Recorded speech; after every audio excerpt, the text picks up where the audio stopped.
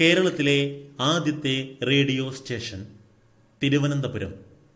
തിരുവനന്തപുരത്തു നിന്നും റേഡിയോ പ്രക്ഷേപണം ആരംഭിച്ചത് 1943 1943 തിരുവിതാംകൂർ സർക്കാരിന്റെ നേതൃത്വത്തിൽ തിരുവനന്തപുരത്ത് കേരളത്തിലെ ആദ്യത്തെ റേഡിയോ നിലയം സ്ഥാപിതമായി.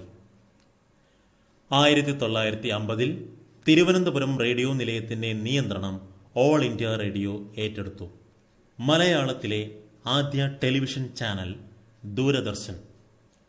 ദൂരദർശൻ കേന്ദ്രം കേരളത്തിൽ പ്രവർത്തനമാരംഭിച്ചത് 1982 നവംബർ 14 കേരളത്തിലെ ദൂരദർശൻ കേന്ദ്രം തിരുവനന്തപുരം ജില്ലയിലെ കുടപ്പനക്കുന്നിലാണ്. തിരുവനന്തപുരം ദൂരദർശൻ കേന്ദ്രത്തിൽ നിന്നും മലയാള പരിപാടികൾ പ്രക്ഷേപണം ആരംഭിച്ചത് 1985 ജനുവരി 1 മലയാളത്തിലെ ആദ്യത്തെ സ്വകാര്യ ഉപഗ്രഹ ചാനൽ ഏഷ്യാനെറ്റ്. എല്ലാ ഗ്രാമങ്ങളിലും പോസ്റ്റ് ഓഫീസ് ഉള്ള ഇന്ത്യയിലെ ആദ്യത്തെ സംസ്ഥാനം കേരളം.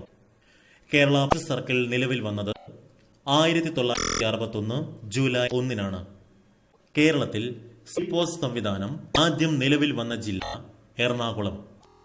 തിരുവനന്തപുരത്ത് കേരളത്തിലെ ചീഫ് പോസ്റ്റ് മാസ്റ്ററുടെ ഓഫീസ്. തിരുവിതാംകൂർ തപാൽ സംവിധാനം അറിയപ്പെട്ടിരുന്നത് അഞ്ചൽ സർവീസ് എന്നാണ്. കേരളത്തിലെ ആദ്യത്തെ പോസ്റ്റ് ഓഫീസ്